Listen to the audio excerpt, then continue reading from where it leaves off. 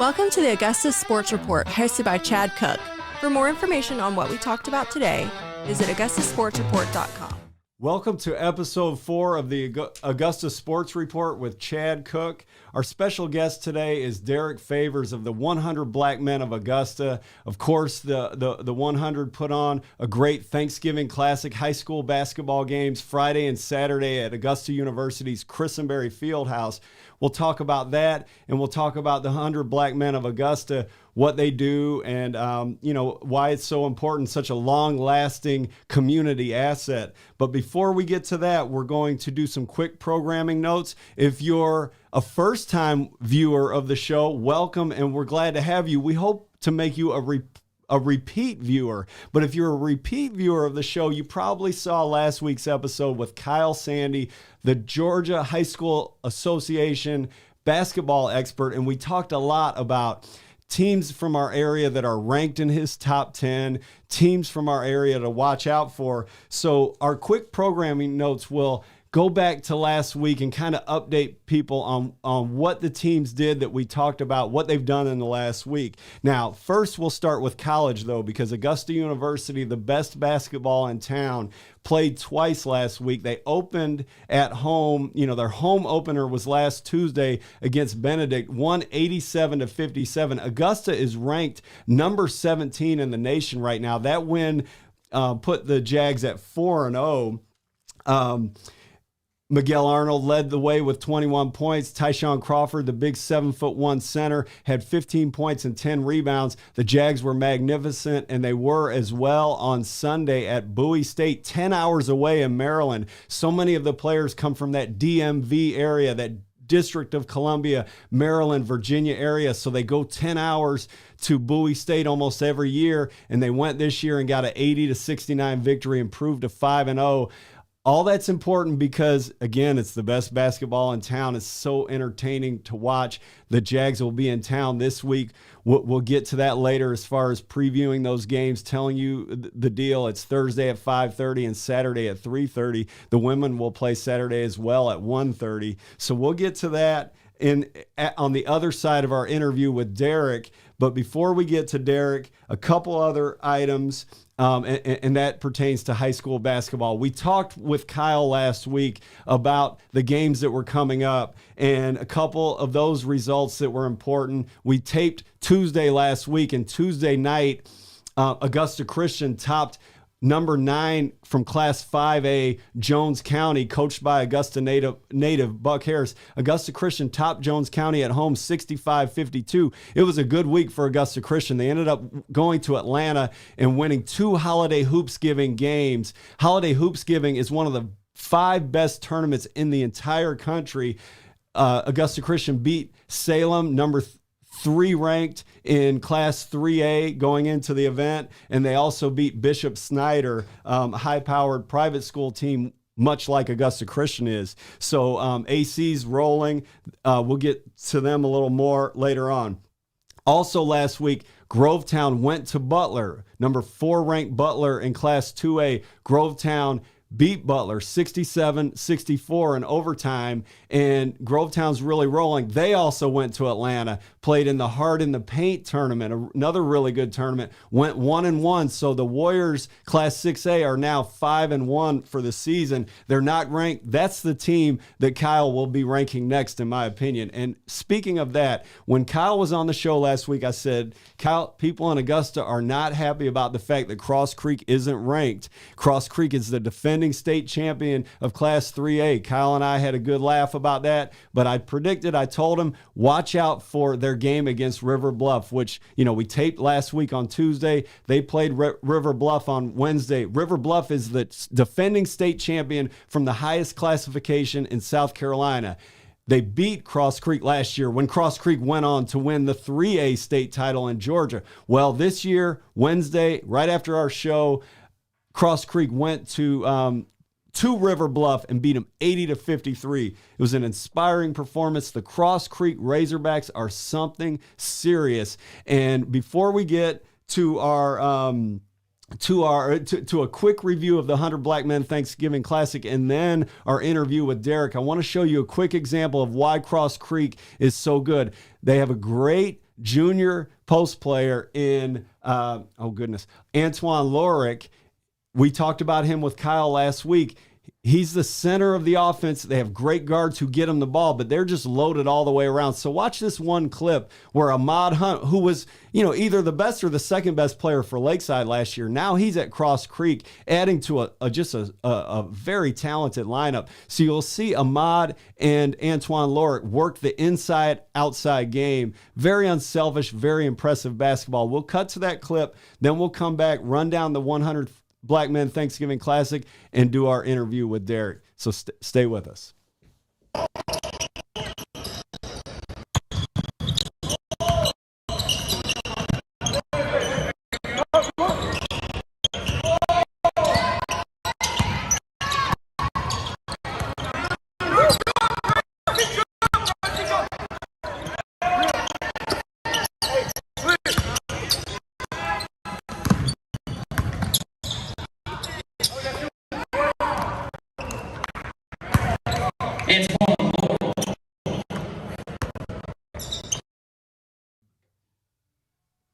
Okay, so that's Cross Creek. They've got a real heater of a game tonight against Butler. We'll get into all the stuff to look forward to this week on the other side of our interview with Derek.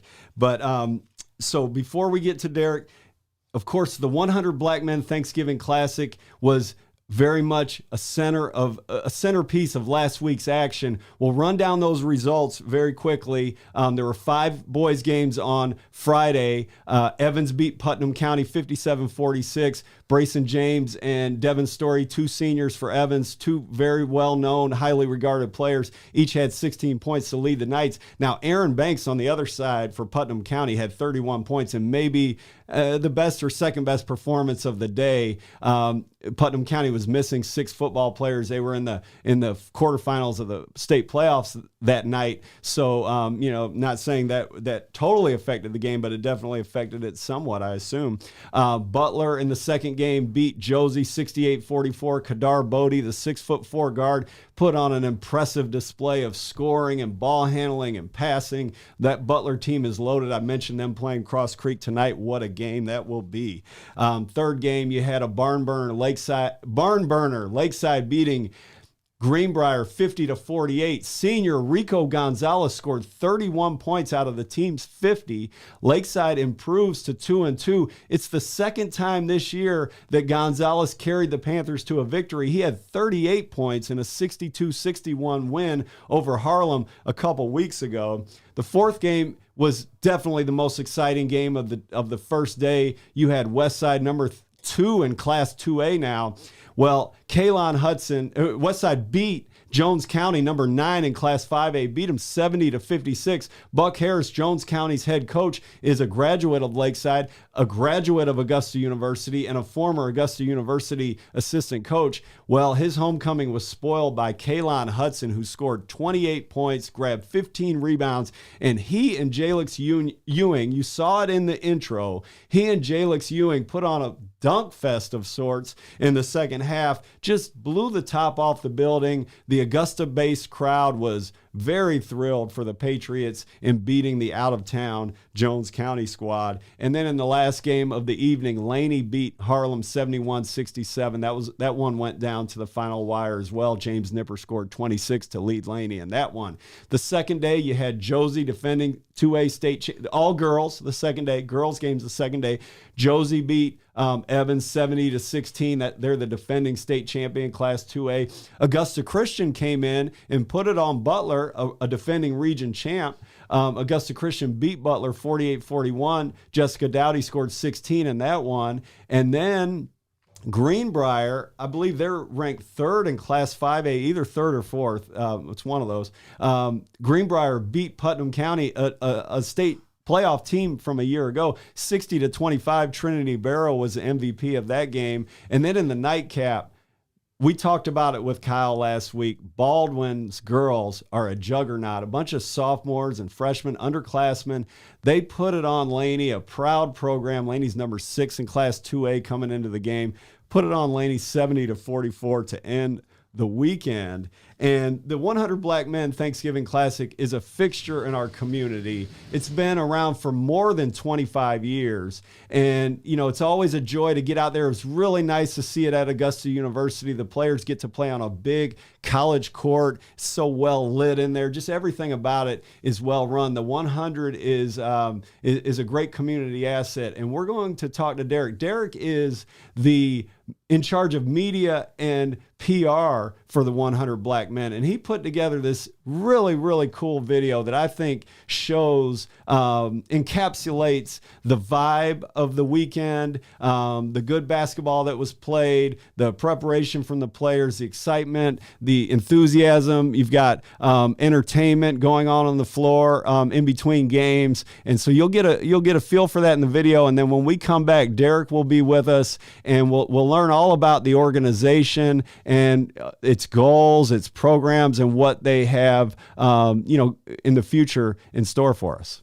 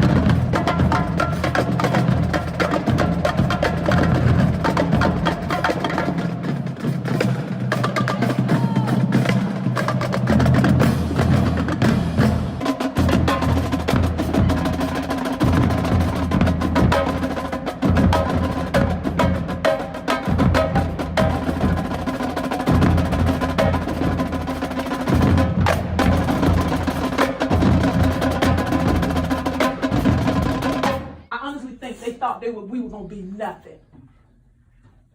Ladies, you are playing. You are playing. All I ask is give me that and a little bit more. Give me that and a little bit more.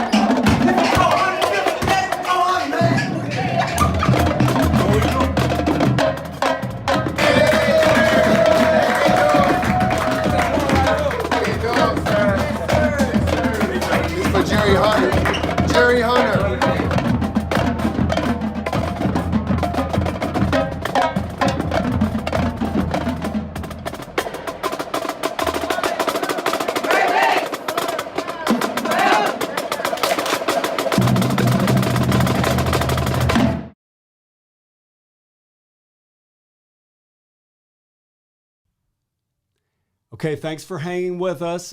Derek Favors is with us now, in charge of media and PR for the 100 Black Men of Augusta. Of course, that was the entity that put on the exciting 2 days of games, high school games at Augusta University last week.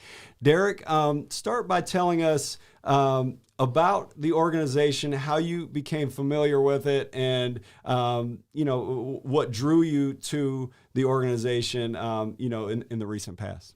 Absolutely. Well, first, before I start with that, let me do a quick shout out to Created to Play. Those were that was the drum line that was performing in that video. So I want to make sure they got their proper respects. I'm originally from Newport News, Virginia, so I'm a transplant to the Augusta area. I'm a former military, so I moved around, consistently throughout adult life. When I was up in the D.C. area, I started a nonprofit organization, and when looking for just some parameters on how to establish and things like that, I came across the 100 Black Men of America, so we're a national organization, and I was just taken with the pillars that they were established on, because those are a lot of my personal tenets as well. So I had it in my mind that whenever I had the opportunity to join a local chapter, then I was going to absolutely take advantage of that situation. So came down to the Augusta area probably 2019, right before the pandemic hit, and with all the events that went down in 2020. I wanted to become an organization. I wanted to be part of an organization that of like-minded individuals that wanted to make the same type of impact that I wanted to make. So got involved with the local chapter of the 100 Black Men of Augusta, and we've been rolling. Of course, 2020 was a tough year for all parties involved, us included. But we're back in full force this year. We've been able to have a full slate of events, and we're just back rolling, trying to make as big of a community impact as possible on pretty much everything that we do. I'm very familiar with the Classic, more than 25 years of activity with that, and the golf tournament with Right. the fundraiser. But tell us more about the programs and the activities that the 100 Black Men conducts. Okay, so start from macro. The history of the organization as a whole, as far as the national piece goes, back in 1963, a group of prominent African Americans got together and were discussing just community issues and what could be done to resolve those. Gentlemen, that included the former mayor of New York, David Dinkins, and also Jackie Robinson, of course, the Hall of Fame baseball player. And what was established was what was believed to be needed was mentorship. And successful, prominent African Americans who understood that navigating this course is difficult. There are many obstacles in the way, and we need experience and mentorship for our youth, so that way we can assist them with getting to where they need to be. So it became, in 1986, 87, it branched out into a national thing where we started to have local chapters and things like that. And in 1994, that's when the chapter here in Augusta, Georgia was founded. So we've been rolling ever since. And we have 5 tenets that were based off of leadership, mentorship, education, economic development, and health and physical fitness, health and wellness. So all of our programs are designed to represent one of those 5 tenets. So we have things like you mentioned the scholarship golf tournament. So that's used to raise funds for all of our graduating seniors in the program, all of our mentees that receive scholarship money once they graduate. Same deal with the basketball tournament. We did that to raise funds for the scholarship. We have the gala that raises funds for that as well. And of course, last year when the pandemic was raging, we had a lot of testing sites established and a lot of education and town halls and things like that. So everything that revolves in building a stronger community, we're a part of. So neat. So the mentees, I picture, hopefully there's somebody watching that says, I want my son or my daughter to be involved with this, to be a mentee. I've got that right? Mentor is who does the act. Yeah, we do the mentoring, bring the mentees act. on in, we get them taken care of. So how many mentees do you have? Are they all maybe seniors in high school? Or are they different ages? Or is it youth-based? And tell us about the mentees and how somebody could get their child involved. Yeah, it's youth-based, so we take ages 8 to 18. Currently, we have about 50 in our program. And every second and fourth Saturday of each month, we have what's called our Saturday Academies, where we bring them in and we bring in guest speakers. We do activities with them. We just expose them to different things. Again, it's trying to take them out of the customary element and then introduce them to new things. The mantra for the organization is what they see is what they'll be. So for us as mentors, we're made up of a diverse group of men, from doctors, active and retired military, business owners, executives, things like that, just blue collar workers as well. So just anybody who's in another mantra of ours is real men giving real time. So anybody that's dedicated to serving our youth. And as far as wanting to bring on new mentees, or if you have a child and you're interested in doing that, we have our membership drives typically in the summertime following the school year. You can go to 100blackmenofaugusta.org. That's our website. And also stay in contact with us on our social media on Facebook and Instagram. We're currently up. We'll have a Twitter by the end of the year. We old people, so we're trying to get caught up with this technology. But so again, we have our mentee drives typically during the summertime, and then also for mentors who are interested in being a member of the organization. That's right around the time that we do that as well. So on the site, not only can people who have children or children who are watching this, 8 to 18-year-old people who are watching this, if they want to be involved as a mentee, they can see, basically next summer how they can get involved. And then also volunteers of the adult variety can see how to get involved. Absolutely. Like I said, we're a community-based organization, so we need members of the community to stand up and support the organization. So community-based, community-driven. Yeah. Okay. Tell me about your involvement, you say, came right before the pandemic. So were your first experiences with the 100, kind of like pandemic laced? In other words, let's do virtual town halls, or let's get together, but it needs to be outside and we all need to be distanced, or did you get a little taste of what we used to call normal before the pandemic hit? And then just take us through your experience with the second and fourth Saturdays of every month, and I assume that the golf tournament and the basketball tournament these past few weeks have been your first experiences with those events. Is that true? So my involvement with the organization was simultaneous with the world shutting down. So we of course we had to just fire like everybody else did. So Zoom blew up on all platforms. So did you have like 50 mentees? That's what it turned into. And of course, I'm sure educators can relate. It's difficult keeping a block of 50 teenagers engaged on a Zoom call. Sure. So we kind of sympathize with the difficulty of the mentees staying locked in school and staying locked in on the academies and things like that. You honestly lose momentum, because of course nobody anticipated that change, and then of course we had to cancel last year's classic. And the only thing that we have 3 major events every year: the end of year gala, where we celebrate and come together in a formal event, the golf tournament that we had mentioned, and then the classic. So 2 of those, the gala and the classic, got eliminated. We were only able to salvage the golf tournament because that was later in the year, and plus it was outdoors.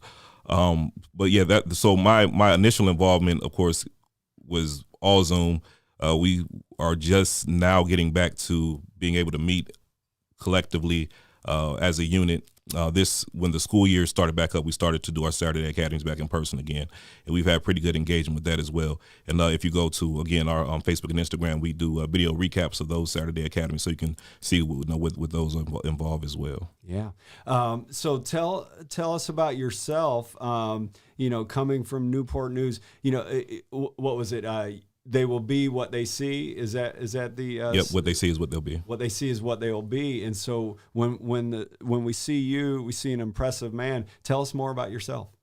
Like I said, born in Newport News, Virginia. Like I said, that's home of the big boys: Michael LaMarcus and Allen Iverson, Ronald Curry, all those guys. So that's the pride of Newport News. I came up right around that time frame. Yeah. So that's Bubba Chuck, right? Bubba Chuck, yep. Yeah. Bubba Chuck and Lukey. That's what we. If you're from around those parts, that's what you know to call them. And if you're around those parts, don't say nothing bad about them. They take care of a lot of folks out there. So watch what you say. You know what I'm saying? But never hear me talk. Yeah, don't do it. Don't do it. I can't co-sign on it. They'll find me. But yeah. So I was a basketball player till I stopped growing at 5'9", then realized I'm probably better on the track. That I parlayed that into Army ROTC scholarship. Went to Hampton University.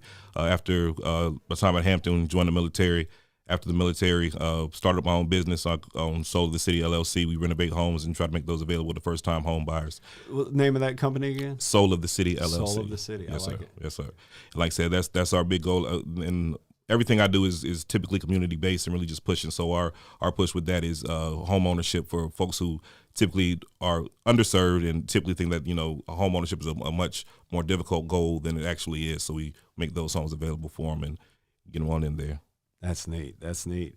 Well, now tell us about the 100 and going forward. Now that we've, I won't say gotten through the pandemic, who knows what that means, even getting through it. Yeah, now that it's the new normal. Yeah, really. Now that we're in the new normal and we have things like the Classic back and the Gala. So the Gala must be coming up. The Gala will likely be in the March-April timeframe. Okay. Yeah, so preview the Gala and anything new that you think people will want to know about the 100 Black Men.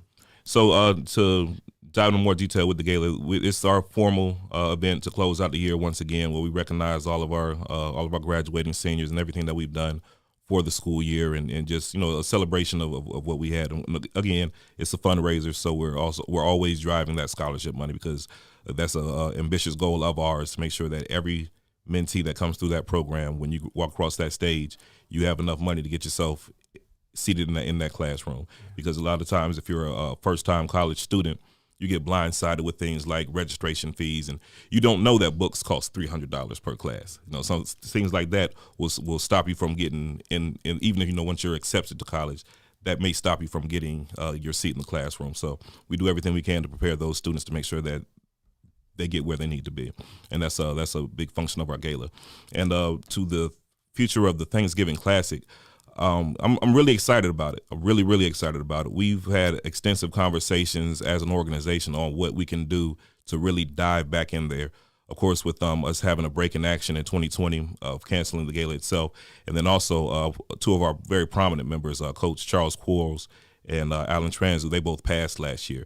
And Coach Quarles was instrumental. The Classic was his baby. So he was the one that really put that together and really was the engine behind it. So losing him this year, we had our good brother, Jeffrey Wilson. He was our committee chair this year. So he stepped in, did an excellent job. We got great competition, great athletes, great energy from the fans. Collectively, there were probably about 1,000 tickets sold. You spread it over 9 games. It was kind of thin in the stadium, but the things that we're going to be doing in the upcoming years are really going to have that building rocking for 2 days straight. And you can mark my words here on this show. You heard it here first. It is going to become the premier showcase of CSRA talent. And every Thanksgiving weekend, you know where you're going to be. You will be at the 100 BMA Thanksgiving Classic. Mark my words, it is going to be a super event next year and going forward. I'll be there. There's no doubt about that. And if there's anything I can do to help you, reach that goal, you can count on me. I look at that video that we played before we brought you in, and I kind of assumed that you were the man behind that. You were, in the locker rooms and on the court and with the fans. And, is that, the games were 12-10 on Friday and 12-9 or so on Saturday. Did you take a break during that entire time? No breaks. It was action the entire time. Well, if you saw me walking around, I probably had some food. I did get to those concessions quite often. I will say that. I'll admit to that. But no, there was so much action going on, so much energy, and that was one of the great things getting in the locker room. And you saw that those games meant a lot to those teams, to those athletes, to those coaches. And it was a wonderful opportunity to be able to capture that, because you don't always get to see that just coming to the game. You watch, they put a lot of effort into their craft. But when you see how passionate those coaches are, when you see the energy and the intensity and the focus, and a lot of those teams, they drove some hours to get out here. So it validated that what we're doing has a purpose and it has merit, it has value. And those teams, they came and competed their hearts out. And I'm very fortunate and very glad we were able to capture that and send that out. And anybody, again, that's on our social media. So please, take a look, share, and let folks know, because that energy that you saw within those locker rooms, we're going to make sure that we permeate that throughout the building. That's great. And you mentioned Coach Quarles. I think it was 2000, probably 2012, when I sat in his kitchen and he brought out a scrapbook, maybe several scrapbooks, and to exactly what you said, it was all the years, the pictures and the newspaper clippings from the 100 Black Men Thanksgiving Classic, and you said that was his baby, and I can vouch for that. He's such a great man. All of us love him so much. Touched so many lives in this community, and I was lucky to be able to relive the memories that he had at that moment, roughly 10 years ago, from the 100 BMA Classic, and so he will be sorely missed. On the way out, recap for everybody how they can get to know the 100 even more, the programs, getting involved, whether it be from a volunteer perspective or a mentee perspective. So you can reach out to us. Again, keep pushing the social media piece. Facebook, 100 Black Men of Augusta.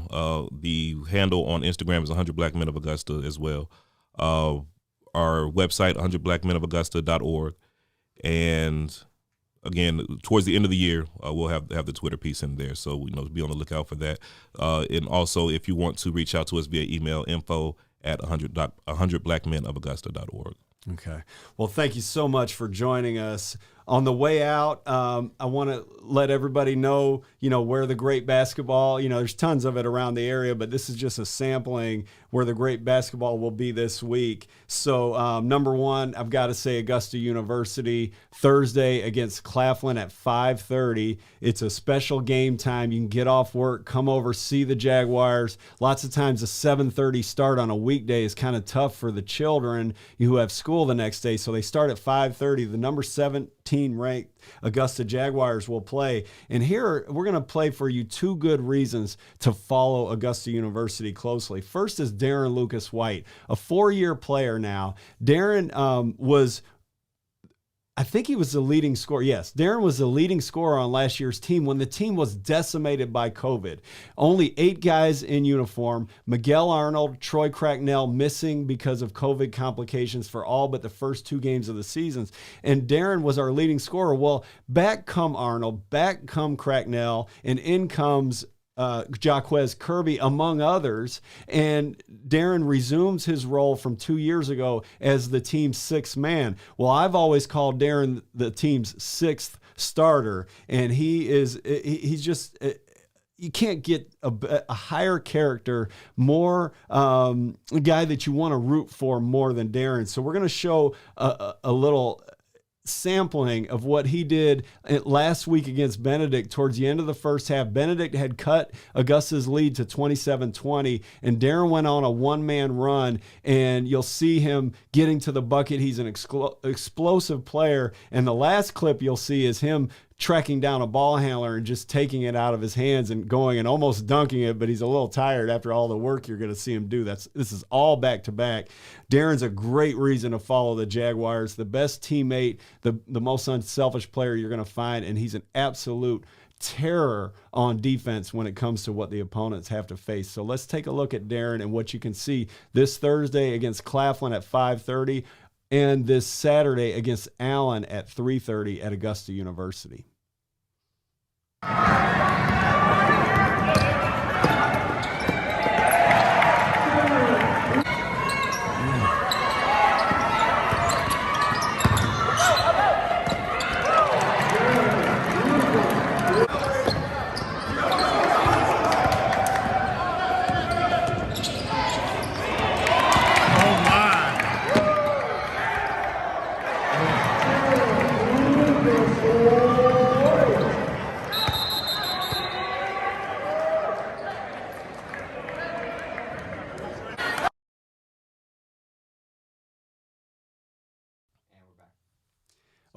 Okay, so that's Darren. And then the second reason, and there's about 12 of them to watch Augusta University play, but the second one I want to highlight today is Tyshon Crawford, the 7'1" center. He's in his 3rd year after transferring from Georgia Southern with us. And Tyshon, we talked before the season about the fact that he's dropped 50 pounds since arriving. And here he is talking about ball screen coverage. So you're the big man, you're guarding the screener, and you have a lot of responsibilities, and it's the kind of thing, you don't really see in a high school game. You'll see Tyshon play ball screen defense, and you'll see him describe how he plays ball screen defense. And I think it's just very interesting to hear an expert at the game, a guy that plays the game at a high level in college basketball, explain how things are done and how the team approaches something as simple or as traditional as a ball screen on defense. So let's watch Tyshon play the defense and then describe the defense before we move on to the high school action.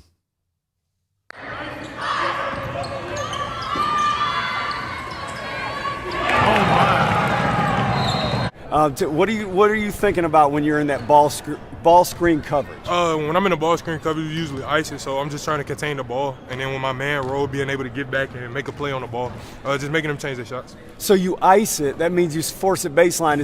Are you in that, or does the point guard kind of steer that? The point guard, I call the ice, and the point guard sends them towards me. So I shade him baseline. I know he's going to send them baseline, so he sends them all the way to baseline. I'm sitting right there waiting on him. And then you kind of anticipate him giving it up, get back to your man. Yes, sir. Right back to my man. And then if it's an emergency, then we go Z, and all this will help.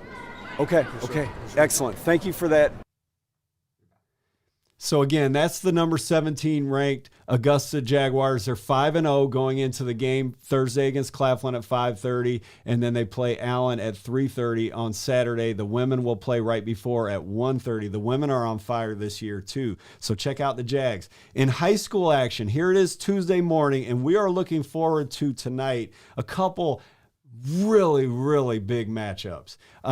Augusta Christian will be at Westside. Westside's number 2 in Class 2A. They're undefeated so far. Augusta Christian, after losing its opener at Grovetown, which is nothing to be ashamed of, Augusta Christian's been on a roll. They beat number 9 Jones County. They won 2 games at the Holiday Hoopsgiving. They beat number 3 in Class 3A Salem at Holiday Hoopsgiving. So Augusta Christian at Westside will be an electric game. I really look forward to that. That's tonight.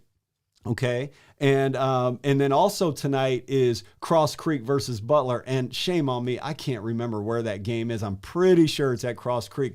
But do what I do and call the school and verify, or you'll end up at the wrong building. I've done that before. So Cross Creek, number 6 in Class 3A, undefeated so far. Butler, number 4 in Class 2A. Butler's 1-2. They beat Josie at the 100 Black Men Thanksgiving Classic, but they lost to Grovetown, nothing to sneeze at, and they lost at Jones County. Again, nothing to be ashamed of. But that game, that Butler Cross Creek, it's a rivalry game, 2 ranked teams, tons of talent.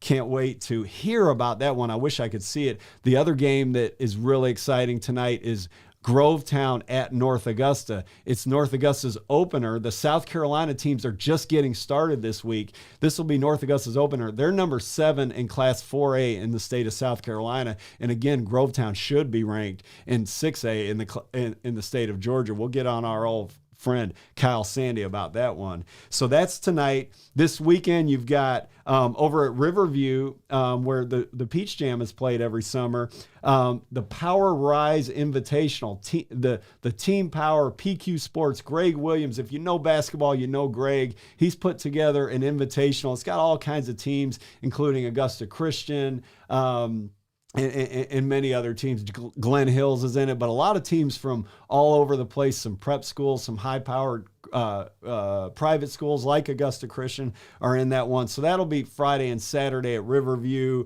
And one game that I'm really looking forward to, I'm going to try to make it after the Augusta University game, is Putnam County at Warren County. Warren County's a top 10 Class 1A team, and they've got a great guard in Lorenzo Johnson, a senior, and Putnam County has a great guard in Aaron Banks, a junior. On the way out, I'll say follow AUG B-Ball. So at AUG B-Ball on social media, you'll see all this stuff I've been talking about. It just floods that timeline on a real-time basis. So tonight, you'll see highlights and in-game updates from Westside and Augusta Christian. I haven't chosen which game I'll go to Friday, but Thursday, you'll see the Augusta University action.